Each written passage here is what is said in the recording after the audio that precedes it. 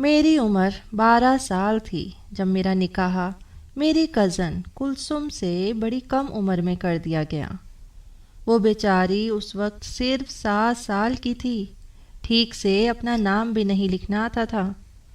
میرے چچا نے اس کا ہاتھ پکڑ کر اس کا انگوٹھا نیلی سیاہی میں بھگویا اور نکاح نامے پر لگا دیا۔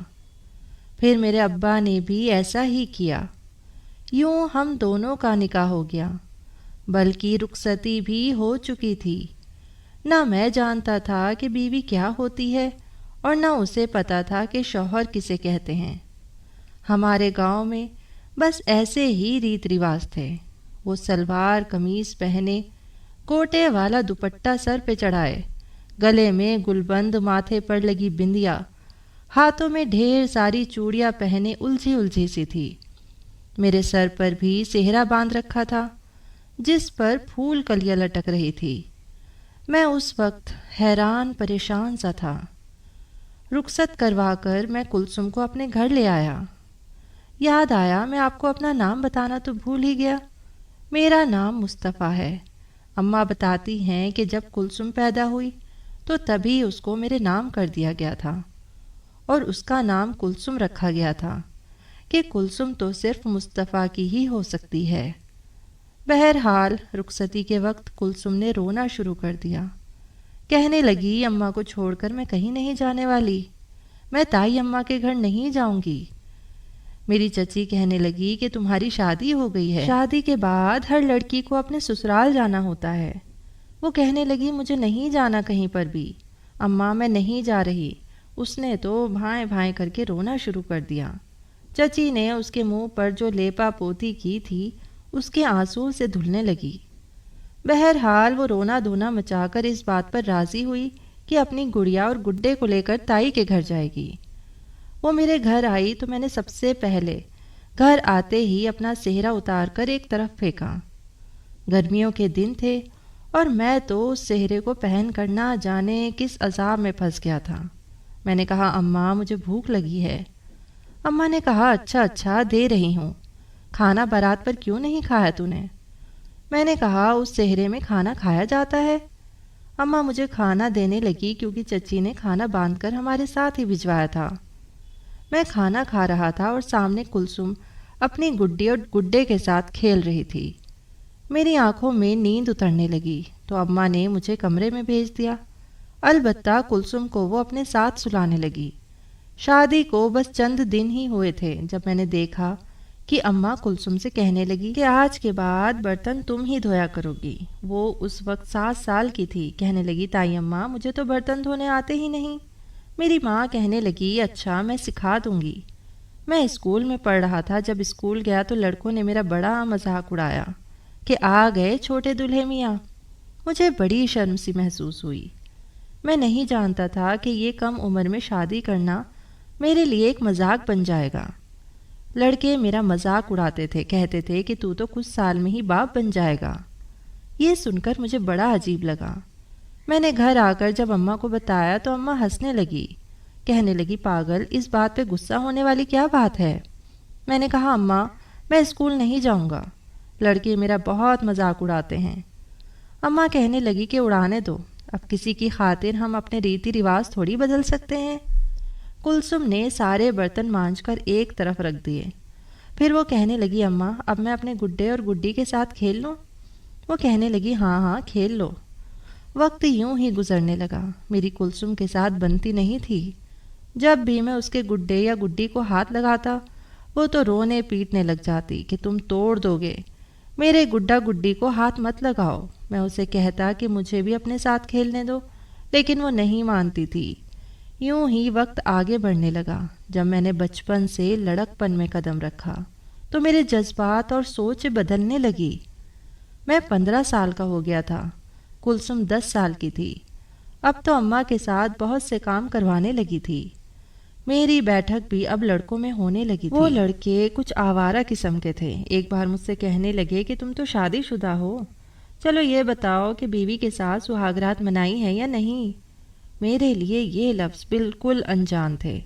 میں نے کہا وہ کیا ہوتی ہے؟ کہنے لگے تجھے یہ بھی نہیں پتا تو تم نے شادی کس بات کی ہے؟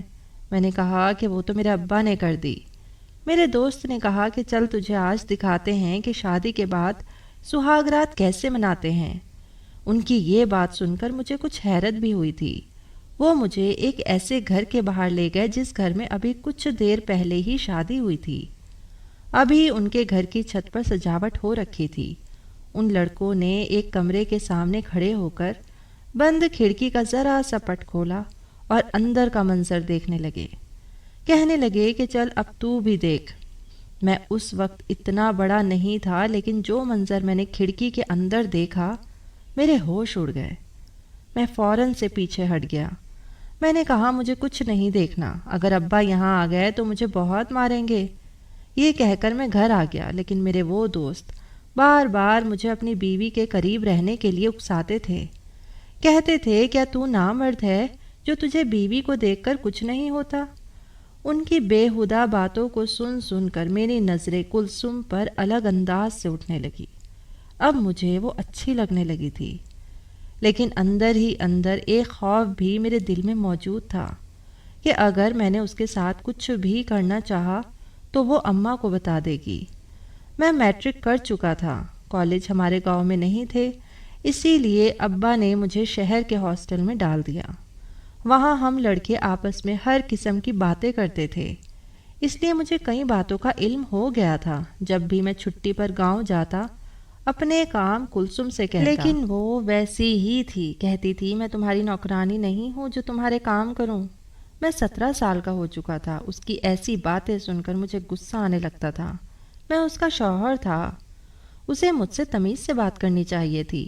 میں اب اسے غصے سے دیکھنے لگا۔ میں نے کہا پورا 1 ہفتہ میں بس 1 دن کے لیے گھر آتا ہوں، تم مجھ سے سیدھے منہ بات تک نہیں کر سکتی؟ وہ کہنے لگی اتنے سارے تمہارے دھونے والے کپڑے ہوتے ہیں، وہ بھی اتنے گندے، کیا وہاں مزدوری کرتے ہو؟ 2 گھنٹے لگتے ہیں مجھے صرف تمہارے کپڑے دھونے میں۔ میں نے کہا تو ایسا کوئی احسان تو نہیں کرتی نا، یہ تمہارا فرض ہے۔ کہنے لگی مجھ سے نہیں ہوتا یہ سب۔ وہ میرے کپڑے طے کر کے رکھ رہی تھی جب میں نے اسے اپنی ایک شرٹ پریس کرنے کے لیے کہا، لیکن اس نے صاف انکار کر دیا۔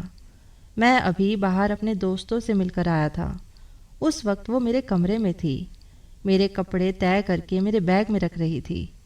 میں نے پوچھا اماں کہاں ہیں؟ کہنے لگی اماں اور باقی سب خالہ کے گھر گئے ہوئے ہیں۔ یہ سن کر میرا دل اندر سے مچلنے لگا۔ میں نے اپنے کمرے کا دروازہ بند کر دیا۔ جیسے ہی میں اس کے پاس آیا وہ اپنے کام میں مگن تھی۔ میں اسے غور سے دیکھنے لگا۔ بال اس کے کمر تک آنے لگے تھے بھی سنہرے۔ دوپٹہ اس نے گلے میں پہن رکھا تھا۔ میں نے اس کا ہاتھ پکڑ لیا۔ وہ اچنبھے میں آئی، بری طرح سے چونکی۔ میں نے کہا دکھاؤ اپنے ہاتھ، میرے کپڑے دھونے سے تمہارے ہاتھ کتنے گھس گئے ہیں؟ اس نے فوراً سے اپنا ہاتھ میرے ہاتھ سے کھینچا، پھر کمرے کا دروازہ بند دیکھ کر مجھے حیرت سے دیکھنے لگی۔ پھر کہنے لگی کہ دروازہ کیوں بند کیا تم نے؟ میں نے کہا تمہیں کچھ بتانا تھا۔ کہنے لگی کیا؟ میں نے پھر سے اس کا ہاتھ پکڑ لیا۔ میں نے کہا تم جانتی ہو تمہارا میرا رشتہ کیا ہے؟ کہنے لگی تو کیا تمہیں نہیں پتا؟ ہاتھ چھوڑو میرا۔ میں نے کہا جانتی ہو؟ میں تمہارے منہ سے سننا چاہتا ہوں۔ کہنے لگی کہ تم میرے تایا ذات ہو۔ میں کہنے لگا کہ اس کے علاوہ بھی کچھ ہوں۔ وہ کچھ نرمی سے فوراً سے کمرے کے دروازے کے پاس جانے لگی، لیکن میں نے اس کا بازو پکڑ لیا۔ دل عجیب عجیب سی خواہشات کرنے لگا۔ کمبخت جب سے لڑکوں کے منہ سے میں نے گرل فرینڈ کی باتیں سنی تھی، جی تو چاہتا تھا کہ میں بھی ویسے ہی کروں، اور وہ تو پھر میری بیوی تھی۔ میں نے اسے اپنی طرف کھینچا، وہ ایک دم سے میرے ساتھ لگ گئی۔ مت پوچھو، دل میں ادھم سی مچ گئی۔ میں نے اسے اپنے حصار میں لے لیا۔ میں نے کہا کہ میں تمہارا شوہر بھی ہوں۔ جانتی ہو شوہر کیا ہوتا ہے؟ میرا یہ کہنا تھا کہ میرے حصار میں کسمسانے لگی۔ کہنے لگی مصطفیٰ مجھے چھوڑو، میں اماں کو بتا دوں گی۔ میں نے کہا کہ میری بات کا جواب دو۔ جانتی ہو شوہر کیا ہوتا ہے؟ اس سے پہلے کہ میں کچھ اور بے خودی میں آگے بڑھتا اس نے مجھے پوری جان سے دھکا دیا۔ میں پیچھے جا کے گرا۔ وہ فوراً کمرے سے باہر نکل گئی۔ مجھے بڑا غصہ آیا۔ میں نے کہا کلثوم کی بچی آج نہیں بچو گی تم مجھ سے۔ ویسے بھی اماں گھر پر نہیں تھی، میں جیسے ہی کمرے سے باہر نکلا، باہر کا مین دروازہ بھی کھلا ہوا تھا۔ وہ شاید باہر جا چکی تھی، باہر اس کی سہیلیاں تھیں، شاید وہ وہاں چلی گئی تھی، لیکن مجھے بے چین کر گئی۔ میرے دوست اپنی گرل فرینڈ کے قصے سناتے تھے، حالانکہ میری ہی عمر کے تھے، لیکن اتنی سی عمر میں بھی ان کی لڑکیوں سے دوستیاں تھیں۔ ان کے ساتھ وہ ریسٹوراں میں جاتے تھے، انہیں لنچ بھی کرواتے تھے اور بھی بہت کچھ کرتے تھے۔ کبھی ان کے ساتھ پارک میں چلے جاتے، کبھی کسی کونے میں بیٹھ کر پیڑ کی آڑ میں بڑا کچھ کرتے تھے۔ میں یہ ساری باتیں سنتا تو مجھے برا نہیں لگتا تھا، بلکہ اچھا لگتا تھا۔ شاید میری عمر کچھ ایسے حصے میں آ پہنچی تھی کہ یہ سب کچھ بڑا دلچسپ سا لگتا تھا۔ جب اماں پڑوس سے واپس آئی تو کلثوم بھی اسی وقت گھر پہنچی۔ مجھے یہ ڈر بھی تھا کہ یہ کہیں اماں کے سامنے زبان نہ کھول دے۔ اماں کہنے لگی، رات کا کھانا بنایا ہے کلثوم؟ کلثوم نے نہیں میں سر ہلا دیا۔ اماں کہنے لگی، کیوں نہیں بنایا؟ میں تمہیں کہہ کے گئی تھی نا۔ کہنے لگی، وہ مصطفیٰ۔ میں نے کہا، اماں وہ میرے کپڑے طے کر رہی تھی۔ پھر اس کی سہیلیوں نے اسے آواز دے دی۔ میں نے اس سے کہا کہ جاؤ اپنی سہیلیوں کے گھر ہی چلی جاؤ۔ اماں کمر پر ہاتھ رکھنے لگی، کہنے لگی، تو نے کس خوشی میں اس کو بھیجا ہے وہاں؟ اب کھانا کون پکائے گا؟ ایک تو میں تھک ہار کے گھر پہنچی ہوں، اب ہانڈی بھی میرے سر پہ پڑی ہے، پتہ نہیں یہ لڑکی کب گھر سنبھال سکے گی۔ میں نے کہا، اماں اس کی عمر تو دیکھو، اتنی بڑی تھوڑی ہے، اپنی عائشہ جتنی تو ہے۔ عائشہ تو کسی کام کو ہاتھ نہیں لگاتی، آپ نے تو سارے کام کلثوم کے سر پہ ڈال رکھے ہیں اماں۔ اماں کہنے لگی، تم اس کی زیادہ ہمدردی نہیں کرنے لگے؟ جس گھر کی بہو ہے تو یہ سارے کام کرے گی نا۔ بیٹیاں تو ویسے بھی پرایا دھن ہوتی ہے، مائکے میں سکھ کے 4 دن گزار لیں، بس وہی ان کے لیے سکھ کے دن ہوتے ہیں۔ سسرال والے تھوڑی اتنے نخرے برداشت کرتے ہیں۔ میں نے کہا، تو چند دن اسے بھی اس کے مائکے بھیج دیا کریں۔ میرا یہ کہنا تھا کہ میری ماں مجھے غصے سے دیکھنے لگی، کہنے لگی، تجھے ہوا کیا ہے؟ تمہیں زیادہ اپنی بیوی کی ہمدردی کیوں ہو رہی ہے؟ میں نے کہا، میں ویسے ہی بات کر رہا ہوں اماں۔ اماں کلثوم سے کہنے لگی، چل جلدی سے پیاز، لہسن اور ادرک کاٹ کے دے۔ وہ جلدی سے سبزی کاٹنے لگی، بار بار مجھے غصے والی آنکھوں سے دیکھ رہی تھی۔ اگلے ہی روز میں ہاسٹل چلا گیا، لیکن یہ ہفتہ میرا بڑی مشکل سے کٹا۔ اب کی بار میں نے گاؤں جانے سے پہلے بہت ساری کانچ کی چوڑیاں خریدی، پہلی بار جو کلثوم کے لیے کچھ لے کے جا رہا تھا۔ جب میں گھر آیا تو اماں کو ایک کڑھائی والی شال دی، اپنی بہنوں کو بھی چوڑیاں دی۔ البتہ کلثوم کی چوڑیاں میں نے اپنے سامان میں ہی رہنے دی، سوچا کہ اسے اپنے ہاتھ سے پہناؤں گا۔ پہلی بات تو وہ مجھے اکیلے ملتی ہی نہیں تھی، ہر وقت کسی نہ کسی کے ساتھ ہی رہتی تھی، اور اب تو وہ مجھ سے گھبرانے بھی لگی تھی۔ جہاں میں ہوتا وہاں سے وہ فوراً بھاگ جاتی۔ میں بس جب بھی چھٹی پر گاؤں جاتا دل میں یہی دعا کرتا کہ اماں کہیں آس پڑوس کسی کے گھر چلی جائیں۔ وہ اس وقت میرے کپڑے دھو رہی تھی، اماں اس وقت اپنے کمرے میں لیٹی آرام کر رہی تھی، چھوٹے بہن بھائی گلی میں کھیل رہے تھے۔ جب میں اس کے پاس جا کر بیٹھ گیا، وہ ڈنڈے مار مار کے میرے کپڑے دھو رہی تھی۔ مجھے اپنے پاس بیٹھے دیکھا تو کہنے لگی کہ تم یہاں کیا کر رہے ہو؟ میں نے کہا، بات سنو، کپڑے دھونے کے بعد میرے کمرے میں آنا، میں نے تم سے بہت ضروری بات کرنی ہے۔ کہنے لگی کہ میں نہیں آؤں گی، تم بہت بدتمیز ہو۔ میں نے دھیرے سے کہا کہ تمہارے لیے بہت خوبصورت تحفہ لایا ہوں، میرے کمرے میں آؤ گی تو دکھاؤں گا۔ کہنے لگی، پہلے قسم کھاؤ، جو پہلے تم نے کیا تھا وہ نہیں کرو گے۔ میں نے کہا، تم آؤ تو صحیح، نہیں کروں گا پریشان تمہیں۔ کہنے لگی، کپڑے دھو کے آتی ہوں۔ میں نے جب دیکھا کہ وہ کچھ نرم پڑی ہے تو میں اپنے کمرے میں چلا گیا۔ کانچ کی چوڑیوں کے ساتھ میں اس کے لیے چاندی کا ایک چھلا بھی لے کر آیا تھا۔ اب میں اس کا انتظار کر رہا تھا۔ 1 گھنٹے بعد وہ آئی۔ اس کے آدھے کپڑے پانی سے بھیگے ہوئے تھے، شاید کپڑے رسی پر ڈال کر سیدھا میرے کمرے میں ہی آئی تھی۔ کہنے لگی، جلدی جلدی تحفہ دکھاؤ، کیا لائے ہو؟ مجھے رات کے لیے ہانڈی بھی چڑھانی ہے، تائی اماں اٹھ گئی تو مجھے بہت ڈانٹیں گی۔ میں نے کہا، پہلے کمرے کا دروازہ بند کرو۔ کہنے لگی، نہ بابا نہ، دروازہ بند نہیں ہوگا، ایسے ہی کھلا رہے گا۔ میں اٹھا اور کمرے کا دروازہ بند کر دیا۔ کہنے لگی، اگر اماں نے دیکھ لیا تو غضب ہو جائے گا، پاگل ہو گئے ہو کیا؟ میں کمرے کا دروازہ بند کرنے کے بعد अलमारी की तरफ चला गया। अलमारी में से कांच की चूड़ियाँ निकाली, चांदी का छल्ला भी निकाला। कांच की सुर्ख रंग की चूड़ियाँ देखकर उसकी आंखें चमक उठी। मैंने अपने दोस्तों से सुन रखा था कि लड़कियों के लिए तोहफे लेकर जाओगे तो बदले में वह कुछ बड़ा करने की इजाज़त दे देती हैं। कहने लगी, मुस्तफ़ा ये तो बहुत प्यारी हैं, क्या सच में मेरे लिए लाया है? मैंने कहा, तुम्हारे लिए ही लाया हूँ और हर बार तुम्हारे लिए ऐसे ही तोहफे लाऊंगा।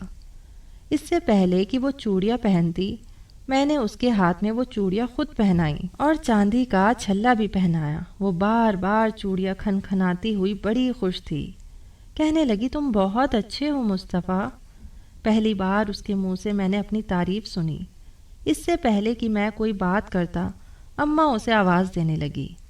अम्मा की आवाज़ सुनकर तो जैसे उसकी रंगत फीकी पड़ जाती थी। फौरन से कमरे से बाहर निकल गई। रात को बर्तन मांजते हुए जब उसके हाथ में चूड़ियाँ खनक रही थी तो उसके चेहरे पर बड़ी दिल फरेब सी मुस्कुराहट थी। बार बार मुझे देखकर मुस्कुरा रही थी। अम्मा कहने लगी, ये इतनी ढेर सारी चूड़ियाँ तुम्हारे पास कहाँ से आईं? इससे पहले कि वो कुछ कहती, मैंने कहा, अम्मा मैं लेकर आया था। मेरी बात सुनकर अम्मा और अब्बा दोनों ने मुझे देखा था। अम्मा कहने लगी कि तू कब लेकर आया और क्यों लेकर आया? मैंने कहा, अम्मा आयशा के लिए भी तो लाया था, आपके लिए भी तो चादर लेकर आया था कढ़ाई वाली, तब तो आपने एतराज़ नहीं किया। अब्बा कहने लगे कि हाँ हाँ अच्छा किया। फिर कहने लगे कि तेरी पढ़ाई कब ख़त्म होगी? मैंने कहा, 2 साल और लगने हैं। बस ठीक है, जैसे तेरी पढ़ाई ख़त्म होगी हम तेरी रुखसती करवा देंगे। ये सुनकर मैं दिल ही दिल में बड़ा खुश था। अम्मा कहने लगी, अरे ऐसे कैसे करवा देंगे? जब तक इसे एक अच्छी नौकरी नहीं मिल जाती ऐसा कुछ नहीं करना। शादी कोई गुड्डे गुड़िया का खेल थोड़ी है, जिम्मेदारी होती है। अभी तो इसके अपने बहन भाई छोटे छोटे हैं, उन सब का भी तो इसी ने सोचना है। इस पर इतना पैसा खर्च करके हम पढ़ा क्यों रहे हैं? मेरे अब्बा कहने लगे, मेरी बात समझा करो, कल को अपने मुंह से कहेगा तो क्या अच्छा लगेगा? हो जाएगा सब कुछ, अभी भी तो पूरा हो रहा है ना। लेकिन मेरी माँ कहने लगी कि अभी मैं 5 साल तक कोई रुखसती नहीं करवाऊंगी, जब तक ये अपनी तालीम मुकम्मल ना कर ले, 2-3 साल नौकरी ना कर ले, पैसा ना जमा कर ले, तब तक कोई रुखसती नहीं होगी। मैं चुप सा हो गया। सुबह सुबह सब स्कूल चले जाते, अम्मा भी अपने कमरे में जाकर लेट गईं। बस एक कुलसुम थी जिसके काम कभी ख़त्म नहीं होते थे, अभी भी सहन में झाड़ू दे रही थी। अब्बा भी अपने काम पे जा चुके थे। घर में कोई नहीं था। मैंने उसका हाथ पकड़ा और उसके हाथ से झाड़ू पकड़कर ज़मीन पे फेंक दिया। मैंने कहा, इधर आओ मेरे पास। कहने लगी, क्या है? मैंने कहा कि कोई तुम नौकरानी नहीं हो इस घर की। कभी कभी तो मुझे इस पर बड़ा तरस आता था।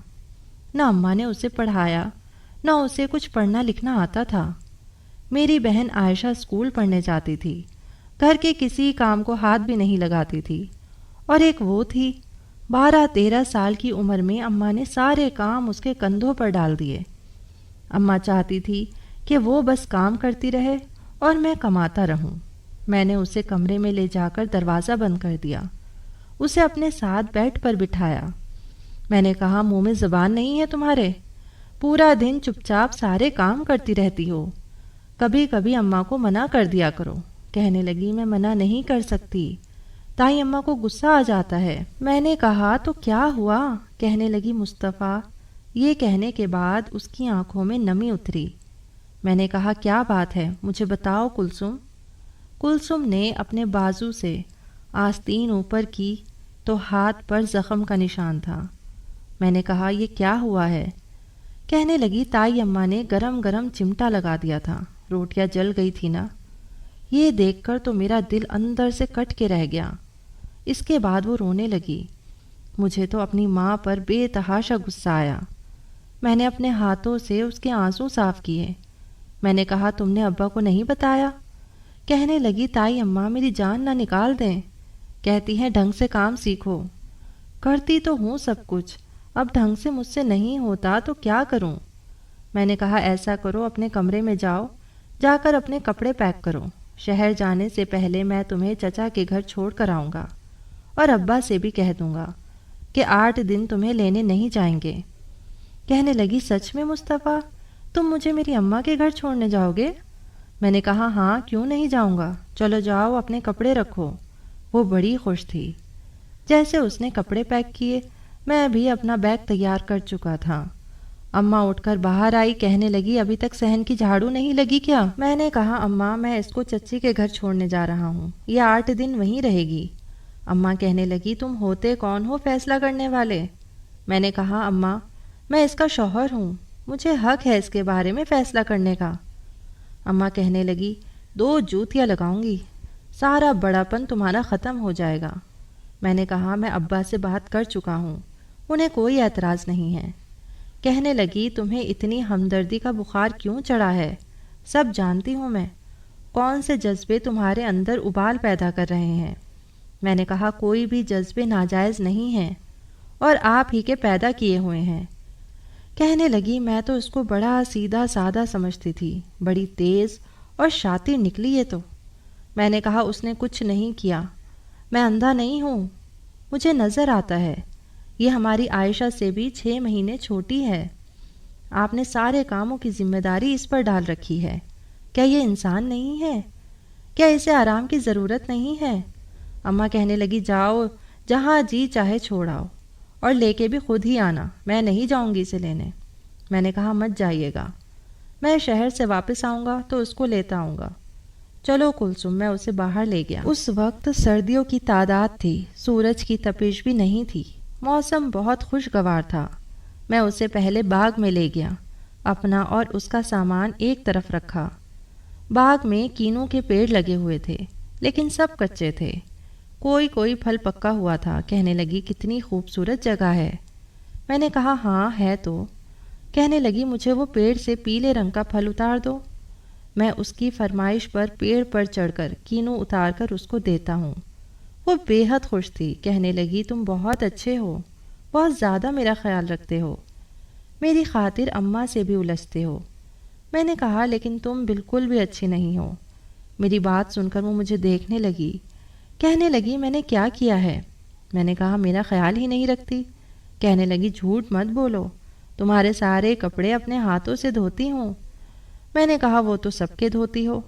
کہنے لگی تمہارے کپڑے استری بھی تو کرتی ہوں نا، تمہارا سامان بھی پیک کرتی ہوں، تمہارے لیے سب کچھ تو کرتی ہوں۔ میں نے کہا یہ سب کچھ نہیں اور کچھ بھی کرو۔ کہنے لگی اور کیا کروں؟ میں اسے ایک پیڑ کے پیچھے لے گیا، اس وقت وہاں کوئی بھی نہیں تھا۔ میں نے کہا اگر میں تم سے کچھ مانگوں تو کیا دو گی؟ کہنے لگی کیا میرے پاس تو کچھ ایسا ہے بھی نہیں۔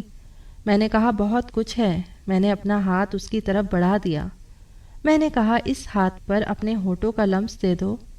میری فرمائش پر اس کے چہرے کی رنگت اڑی، وہ گھبراہٹ سے لال ہونے لگی۔ میں نے کہا بس اتنی سی محبت ہے تمہیں مجھ سے؟ کہنے لگی مجھے یہ سب کچھ اچھا نہیں لگتا، میرے 8 دن گزر جائیں گے۔ وہ جلدی سے اپنے سامان کے پاس گئی اور کہنے لگی تمہیں دیر ہو رہی ہے، مجھے اماں کے گھر چھوڑ کر تم نے جانا بھی تو ہے۔ میں نے کہا ہاں جانا تو ہے، اگلی بار تمہارے لیے ایک اور قیمتی تحفہ لے کر آؤں گا، لیکن بدلے میں تم مجھے کیا دو گی؟ یہ کہتے ہوئے میں نے اس کا ہاتھ پکڑ لیا، اس کا ہاتھ اپنے ہونٹوں پر لگا دیا۔ اس نے فوراً سے اپنا ہاتھ پیچھے ہٹایا۔ میں نے کہا میرے اس تحفے کو ہمیشہ یاد رکھنا، 8 دن بہت اچھے گزریں گے۔ وہ بے حد نروس ہو رہی تھی۔ میں نے کہا سنو، میرے بارے میں سوچتی ہو؟ اس نے نہیں میں سر ہلا دیا۔ میں نے کہا سوچا کرو، میرے بارے میں سوچا کرو، کیونکہ میں تمہارے بارے میں بہت کچھ سوچنے لگا ہوں۔ میرے پیپرز ہونے والے تھے، پورے 2 مہینے میں گاؤں واپس نہیں آ سکتا تھا۔ میں نے اس کو چچی کے گھر چھوڑا تو چچی بہت خوش تھی، بار بار میرے سر کی بلائے لے رہی تھی۔ کہنے لگی جب بھی میں بھابھی سے کہتی ہوں کہ کلثوم کو 2 دن کے لیے بھیج دیں تو کہتی ہیں مصطفیٰ نے منع کیا ہے۔ سالوں گزر جاتے ہیں، گھڑی 2 گھڑی بس یہ بھابھی کے ساتھ ہی آتی ہے اور مل کر چلی جاتی ہے۔ میں نے کہا اب آپ اسے رکھیں، 8 دن کے بعد ابا آ کر لے جائیں گے۔ چچی بہت خوش تھی، اس کے بہن بھائی سب آپا آپا کرتے اس کے ساتھ لگ گئے، لیکن وہ مجھے دیکھ رہی تھی، مسکرا بھی رہی تھی۔ لیکن میں نہیں جانتا تھا کہ جب میں گاؤں واپس جاؤں گا تو میری کلثوم مجھے ایک ایسے حال میں ملے گی جو ایک مرد کے لیے برداشت کرنا بہت مشکل ہوتا ہے۔ میں اسے مسکراتا چھوڑ کر گیا تھا، لیکن پھر 2 مہینے اپنے پیپر کے چکر میں اتنا مصروف رہا کہ بس رات کو ہی کچھ فرصت ملتی تھی، آنکھیں بند کرتا تھا، کلثوم کا مسکراتا ہوا چہرہ نظر آنے لگتا تھا۔ میں بڑی بے چینی سے گاؤں جانے کے لیے تیار تھا۔ اس بار میں نے اس کے لیے لال رنگ کا جوڑا خریدا تھا۔ جب میں گھر پہنچا تو مجھے دروازے کے باہر سے رونے کی آوازیں آ رہی تھیں۔ میں نے دروازہ کھٹکھٹایا۔ دروازہ میری ماں نے کھولا تھا۔ وہ بے تحاشا رو رہی تھی۔ مجھے دیکھ کر میرے گلے لگ گئی۔ وہ کہنے لگی، برباد ہو گئے ہم، لٹ گئے ہم۔ میں نے کہا، کیا ہو گیا ہے؟ وہ کہنے لگی، تیری بیوی بھاگ گئی۔ یہ سن کر مجھے ایسے لگا جیسے کسی نے میرے پاؤں کے نیچے سے زمین نکال لی ہو۔ میں نے کہا، اماں آپ ہوش میں تو ہیں؟ وہ کیسے بھاگ سکتی ہے؟ اماں کہنے لگی، مجھے کیا پتا کون سے عاشق پال رکھے تھے اس نے۔ میں کہتی تھی تجھے کہ اتنی آزادی نہ دے۔ تم اسے مائکے چھوڑ کر آئے تھے۔ 1 ہفتے بعد تمہارا باپ اسے واپس لے کر آیا تھا۔ تبھی سے اس کے تیور مجھے ٹھیک نہیں لگ رہے تھے۔ ہر وقت چھت پہ چڑھی رہتی تھی۔ جب میں پوچھتی تو کہتی کہ کپڑے ڈال رہی ہوں۔ میں نے کہا، اماں اس کی عمر دیکھیں، 13-14 سال کی ہے وہ بھلا کیوں بھاگنے لگی؟ اماں کہنے لگی، بہت تیز لڑکی تھی، اتنی سی عمر میں اس نے تو ہمیں ذلت کے اندھیروں میں پھینک دیا۔ مجھے تو ایسا لگا جیسے کسی نے میرے جسم سے جان نکال لی ہو۔ میں اندر آیا، میرے بہن بھائی چپ چاپ گردن لٹکائے بیٹھے تھے۔ میرے ابا بھی اپنا سر جھکائے بیٹھے تھے۔ اماں کہنے لگی، پرسوں رات سے وہ غائب ہے۔ میں نے کہا، تو آپ نے مجھے بتانے کی ضرورت نہیں سمجھی؟ اماں کہنے لگی، تمہیں کیا اتنی دور بتاتے؟ ہماری تو عزت کا جنازہ نکل گیا۔ میں سمجھ نہیں پا رہا تھا کہ وہ ایسے کیسے کر سکتی ہے۔ وہ تو مجھ سے بھی خوف کھاتی تھی۔ پھر جب میں گیا تھا تو وہ بہت خوش تھی۔ ایسی تو نہیں تھی وہ۔ میں ہمیشہ سے اسے گھر کے کاموں میں الجھا ہوا دیکھتا تھا۔ میں وہی چارپائی پر بیٹھ گیا۔ مجھے ابھی بھی اپنے کانوں پر یقین نہیں ہو رہا تھا۔ اماں روئے جا رہی تھی۔ کچھ دیر بعد محلے کی کچھ عورتیں آ گئیں جو کلثوم کو برا بھلا کہنے لگی، اتنی کم عمری میں اتنا بڑا کام کر دیا اس لڑکی نے تو۔ ہم تو اس لڑکی کو بڑا سیدھا سادہ نیک سمجھتے تھے۔ تمہارے گھر میں تو سر سے دوپٹہ نہیں اتارتی تھی۔ دیکھو تو صحیح کیسی گھنی میسنی نکلی۔ میرا دل اس بات پر یقین کرنے کو تیار نہیں تھا۔ وہ ایسی نہیں تھی۔ میرا ہاتھ پکڑنے پر وہ بدحواس ہونے لگتی تھی۔ میری ماں سے پوچھے بنا وہ اپنے کمرے میں نہیں جاتی تھی۔ پھر یوں گھر سے کیسے بھاگ سکتی تھی؟ یہ سچ نہیں ہو سکتا تھا۔ میں اس کے بارے میں اتنا برا نہیں سوچ پا رہا تھا۔ میری آنکھوں سے آنسو بہنے لگے۔ میں پریشان تھا۔ مجھے یقین نہیں آ رہا تھا کہ وہ اتنا بڑا قدم بھی اٹھا سکتی ہے۔ میری آنکھوں کے سامنے تو ابھی بھی اس کا وہی مسکراتا ہوا چہرہ گھوم رہا تھا جب میں نے اسے آخری بار دیکھا تھا۔ کچھ ہی دیر بعد میری چچی بھی آ گئی۔ رونے پیٹنے لگی۔ میری ماں کہنے لگی، تمہاری بیٹی نے ہماری عزت کا جنازہ نکال دیا۔ چچی کہنے لگی، نہیں، ایسی نہیں تھی وہ، ایسا ہو ہی نہیں سکتا۔ میری بچی اتنا بڑا قدم نہیں اٹھا سکتی۔ وہ تو پانی تک آپ سے پوچھ کے پیتی تھی۔ میری ماں کہنے لگی، یہ سب دکھانے کی باتیں تھی۔ گز بھر لمبی زبان تھی تمہاری بیٹی کی۔ یہ تو میں تھی کہ اسے اپنا سمجھ کر اس کے عیب پر کبھی نظر ہی نہیں ڈالی۔ مجھ پر تو کوئی قیامت ٹوٹ گئی تھی۔ چھوٹی بات تو نہیں تھی، جو بھی آتا 100 باتیں کر کے چلا جاتا۔ میری چچی رو دھو کر واپس چلی گئی۔ 3 دن گزر گئے اور یہ 3 دن میں نے بڑی مشکل سے گزارے تھے، کیونکہ اس بات پر یقین ہی نہیں آ رہا تھا۔ چوتھے دن گھر کے دروازے پر دستک ہوئی۔ رات کے قریب 4 بجے کا ٹائم تھا۔ سب سو رہے تھے، بس میں جاگ رہا تھا اور صحن میں رکھی چارپائی پر ہی لیٹا تھا۔ دستک بڑی آہستہ سے ہوئی تھی۔ میں نے اٹھ کر جیسے ہی دروازہ کھولا، سامنے کلثوم کھڑی تھی۔ کالے رنگ کی چادر لپیٹ رکھی تھی، چہرے پر نیل کے نشان تھے، آنکھوں میں آنسو تھے۔ میں نے کہا، کہاں تھی تم؟ میرے ایسے پوچھنے پر وہ ڈگمگاتے قدموں سے اندر آئی اور وہیں گر کر بے ہوش ہو گئی۔ میں کلثوم کلثوم کہہ کے اسے جگانے لگا۔ میری تیز آواز سن کر میری اماں، ابا، بہن بھائی سب باہر آ گئے۔ کلثوم کو یوں بے ہوش دیکھ کر پہلے تو سبھی حیران ہوئے، پھر میری اماں کہنے لگی، آ گئی منہ کالا کروا کے۔ میں نے اپنی بہن کو کہا، ٹھنڈا پانی لے کر آؤ۔ میں نے ٹھنڈے پانی کی چھینٹیں اس کے منہ پر مارنی شروع کی، لیکن وہ بے سود لیٹی رہی۔ میں نے اسے اپنی گود میں بھرا، اسے کمرے میں جا کر لٹا دیا۔ میری ماں کہنے لگی، یہ ہوش میں آ جائے تو اسے طلاق دے کر گھر سے نکال دینا، ایسی لڑکی کو میں اپنے گھر پر نہیں رکھوں گی۔ میں نے کہا، اماں اسے پہلے ہوش میں آ جانے دیں، میں اس سے پوچھوں گا کہ کیا ہوا تھا۔ میری بات سن کر میری ماں کہنے لگی، پوچھنا کیا ہے؟ ارے تم اندھے ہو کیا؟ تمہیں نظر نہیں آتا؟ 4 دن اپنے عاشق کے ساتھ منہ کالا کروا کے آئی ہے۔ میں تو یہ سوچ رہی ہوں اس کی یہاں پر دوبارہ آنے کی ہمت کیسے ہوئی۔ میرے ماں باپ غصے میں تھے۔ میرے ابا بھی کہنے لگے کہ ہم اس لڑکی کو اپنے گھر میں نہیں رکھیں گے۔ میں نے کہا، جب تک میں کلثوم سے حقیقت نہیں جان لیتا تب تک میں کچھ بھی نہیں کروں گا۔ میری ماں کہنے لگی، تجھ پہ تو پتہ نہیں کون سا بھوت سوار ہے اس لڑکی کا۔ ارے شادی شدہ لڑکی ہو، بچوں کی ماں کیوں نہ ہو، ایسی بدکاری کرے تو مرد لعنت بھیجتا ہے اس پر۔ میری ماں کہنے لگی، خبردار خبردار، اگر اس بدکار کو گھر رکھنے کے لیے کہا تو نے۔ میں نے کوئی جواب نہیں دیا، میں سیدھا اپنے کمرے میں چلا گیا۔ میری ماں باہر سے چلا چلا کے کہنے لگی، ارے اس کے کمرے میں کیوں جا رہا ہے تو؟ وہ تیرے قابل نہیں رہی۔ میں کلثوم کے پاس آ گیا، اس کے چہرے کو دیکھ رہا تھا۔ اس کی رنگت بالکل پھیکی پڑ چکی تھی، آنکھوں کے گرد گہرے پڑ چکے تھے۔ میں اس کے بال سہلانے لگا۔ میں نے دھیرے سے کہا، کلثوم۔ میں نے دیکھا اس کے چہرے پر عجیب سی بے چینی تھی۔ وہ ہوش میں نہیں تھی لیکن گنگنا رہی تھی کہ میرے پاس مت آنا، خدا کے لیے میرے پاس مت آنا۔ پھر جیسے ہی اس کی آنکھ کھلی، اس نے پہلے تو کمرے کو دیکھا، پھر میری طرف دیکھا اور اٹھ کے بیٹھ گئی۔ وہ بے حد ڈری ہوئی تھی۔ میں نے پوچھا، مجھے بتاؤ کیا ہوا ہے؟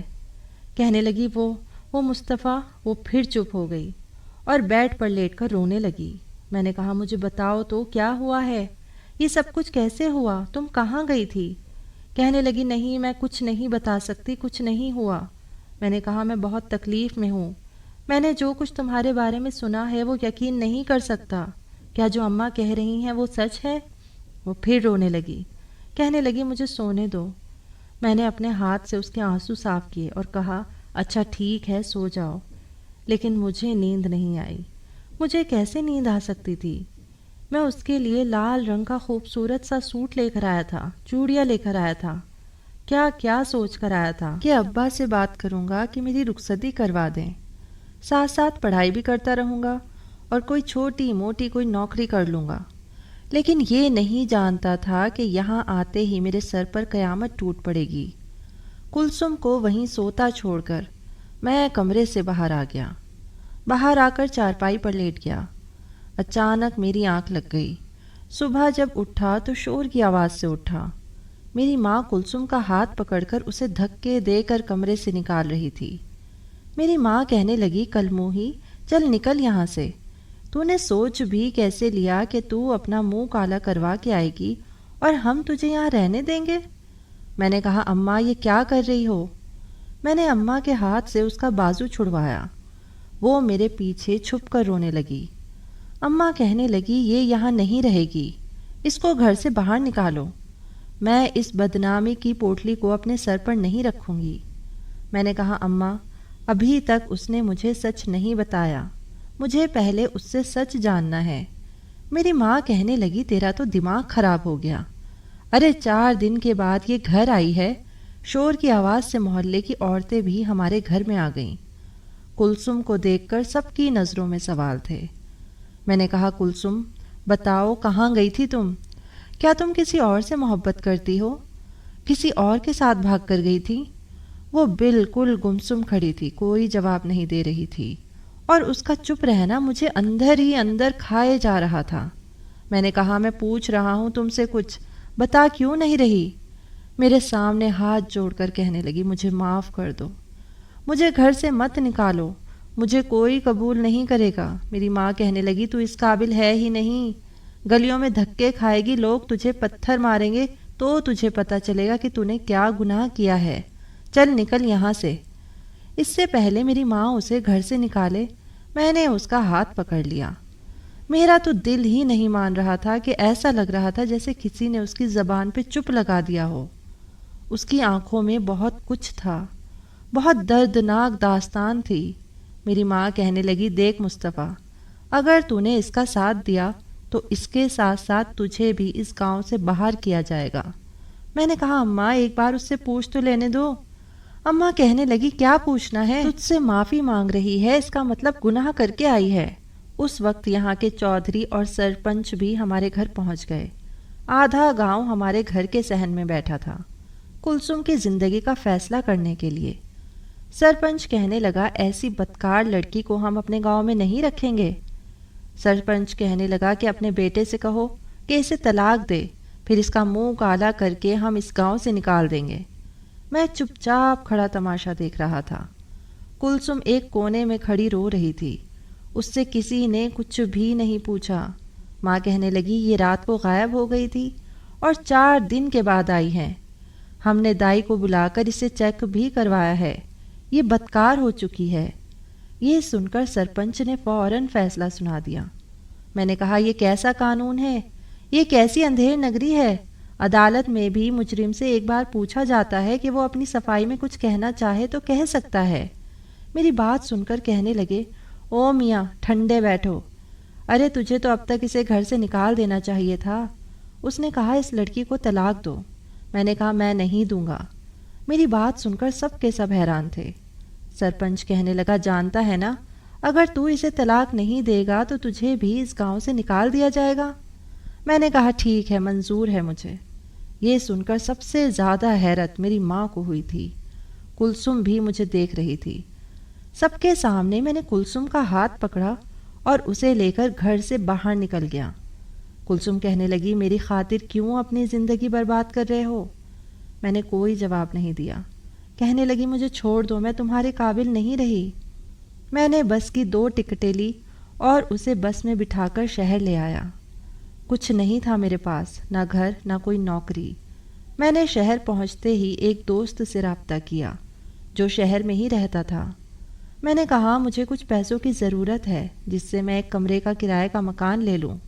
اس نے مجھے پیسے بھی دیے اور ایک چھوٹے سے گھر کا انتظام بھی کروا کر دیا جہاں پر سہولت کے نام پر کچھ بھی نہیں تھا۔ میرے دوست نے ضرورت کے نام پر مجھے بستر بھی لا کر دے دیے۔ میں نے کہا، میں گھر میں جا کر ٹیوشن پڑھانے کو تیار ہوں، تم مجھے نوکری لگوا دو۔ وہ کہنے لگا، میں کچھ ایسے امیر گھروں کو جانتا ہوں جو اپنے بچوں کو گھر میں ہی ٹیوشن پڑھوانا چاہتے ہیں اور فیس بھی معقول دیتے ہیں۔ میرا کام لگ چکا تھا، لیکن کلثوم اب بھی چپ چپ سی تھی۔ چند دن گزر گئے، نہ تو میں نے اس سے کوئی بات کی نہ اس نے مجھ سے۔ اس کم عمری میں جو کچھ بھی اس نے دیکھا تھا وہ اپنی عمر سے کافی بڑی ہو گئی تھی۔ جب میں گھر آتا تو وہ گھبرائی رہتی تھی۔ ایک بار میں نے اس سے کہا کہ مجھے تم سے ایک بات کرنی ہے تو وہ بہت ڈر گئی۔ میں نے کہا، دیکھو میں تمہارا شوہر ہوں۔ میں نے اپنی ماں اور گاؤں والوں کی باتوں پر اعتبار نہیں کیا کیونکہ تمہاری آنکھوں میں اذیت اور درد دیکھ چکا تھا۔ مجھے پتا ہے بری نہیں ہو تم، لیکن سچ جاننا میرا حق ہے۔ مجھے بتاؤ کہ کیا ہوا تھا۔ وہ کہنے لگی، سچ بہت کڑوا ہے، تم سن نہیں پاؤ گے، نہ مجھ پر اعتبار کرو گے۔ میں نے کہا، جب میں تمہاری خاطر اتنا بڑا قدم اٹھا سکتا ہوں تو کیا اعتبار نہیں کروں گا؟ وہ رونے لگی، کہنے لگی، جب میں واپس گھر گئی تھی تو تمہاری ماں کے تیور مجھے ٹھیک نہیں لگ رہے تھے۔ مجھے بات بات پر ڈانٹتی تھی، کہتی تھی میرے بیٹے سے دور رہا کر۔ ایک بار میں نے بھی کہہ دیا کہ اس بار مصطفیٰ آئے گا تو میں اس سے کہوں گی کہ تائی اماں میرے ساتھ اچھا سلوک نہیں کرتی۔ یہ سن کر تو تائی اماں کو اور غصہ آ گیا، میرے منہ پر تھپڑ بھی مار دیا۔ میں نے روتے ہوئے بھی یہی کہا کہ مصطفیٰ کو بتاؤں گی۔ ایک بار ایک پڑوسن آئی تو تائی اماں کو کہنے لگی، میری بہو بھی ایسی ہی زبان چلاتی تھی۔ ایک بار میں پیر بابا کے پاس گئی تو انہوں نے مجھے ایسا تعویذ دیا کہ زبان چلانا ہی بھول گئی۔ مجھے ان سب باتوں پر یقین تو نہیں تھا، لیکن وہ کہنے لگی کہ تیار رہ، پیر بابا کے پاس جانا ہے۔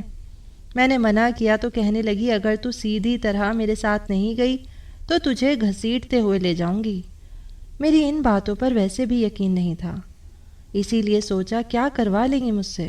میں چلی گئی، پر جب میں وہاں گئی، جب اس پیر نے مجھے دیکھا تو دیکھتا ہی رہ گیا۔ پھر کہنے لگا، تیری بہو تیرے لیے بدشگن ہے، تیرے بیٹے کو تجھ سے چھین لے گی۔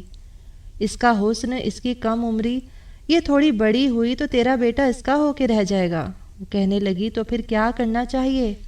وہ پیر کہنے لگا اسے 3-4 دن میرے پاس چھوڑ جا، میں اس کا ایسا منہ بند کروں گا کہ پھر کبھی منہ نہیں کھولے گی، اور پھر تو اس پر بدکاری کا الزام لگا کر اسے گھر سے نکال دینا، کیونکہ اس لڑکی کے کالے سائے تجھے برباد کر دیں گے، تجھے کہیں کا نہیں چھوڑیں گے۔ میں رونے لگی۔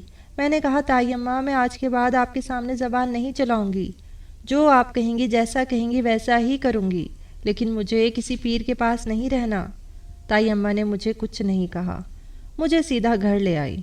پھر اسی رات 12 بجے مجھے اٹھایا اور کہنے لگی کہ میرے ساتھ چل۔ میں نے منع کیا کہ مجھے کہیں نہیں جانا۔ پھر میرے منہ پر پٹی باندھ دی، میرے دونوں ہاتھ پیچھے سے باندھ دیے، پھر مجھے اپنے ساتھ لے گئی۔ باقی سب سو رہے تھے، مجھے لے جا کر پیر کے آستانے پر چھوڑ دیا۔ یہ کہہ کر وہ رونے لگی، کہنے لگی آگے میں تمہیں کچھ بھی نہیں بتا سکتی، اس پیر نے میرے ساتھ کیا کیا کیا ہے۔ کہنے لگی اس پیر نے کہا اگر تو نے میرا نام لیا تو میں تجھے مروا دوں گا۔ اس پیر نے میرے ساتھ بہت برا سلوک کیا، بہت درندگی کی۔ وہ روئے جا رہی تھی۔ میں نے اسے اپنے ساتھ لگا لیا، لیکن وہ گھبرا کے پیچھے ہٹ گئی۔ کہنے لگی مجھے مرد ذات سے بھی ڈر لگنے لگا، خوف آتا ہے مجھے۔ جو کچھ اس نے مجھے بتایا مجھے بہت افسوس ہو رہا تھا، اور اپنی ماں کی عقل پر بھی۔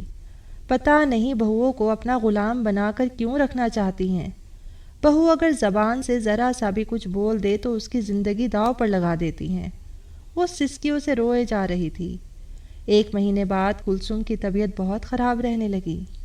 جب میں ڈاکٹر کے پاس لے کر گیا تو جو خبر ڈاکٹر نے مجھے سنائی وہ سننا میرے لیے بہت مشکل تھا۔ ڈاکٹر نے کہا کہ تمہاری بیوی پریگننٹ ہے۔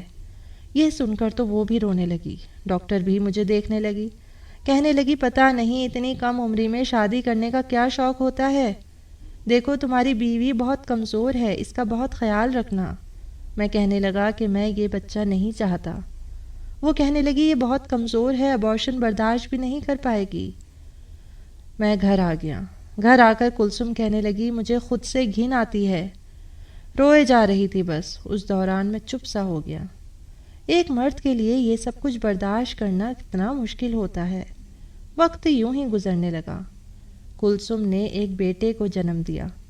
اس نے اسے دیکھا بھی نہیں تھا۔ مجھ سے کہنے لگی اسے کسی بے اولاد جوڑے کو دے دو، میں اسے نہیں پالوں گی۔ جب نرس نے وہ بچہ میرے ہاتھ میں دیا تو میرا پورا وجود کانپ رہا تھا۔ میرے لیے بھی آسان نہیں تھا۔ میں نے یہی سوچا کہ میں اسے خود پالوں گا، اس کی اچھی تربیت کروں گا، کیونکہ اس کا کوئی قصور نہیں تھا۔ قصوروار تو میری ماں تھی اور وہ پیر بابا تھا۔ بہت جلد مجھے ایک بہت اچھی سی نوکری مل گئی۔ کلثوم اس بچے کو زیادہ پیار نہیں کرتی تھی، لیکن میں نے اپنا دل بہت بڑا کر لیا تھا۔ پھر ایک دن مجھے گاؤں سے خبر ملی کہ میری ماں بہت زیادہ بیمار ہے اور مجھ سے ملنا چاہتی ہے۔ میں کلثوم کو لے کر گاؤں چلا گیا۔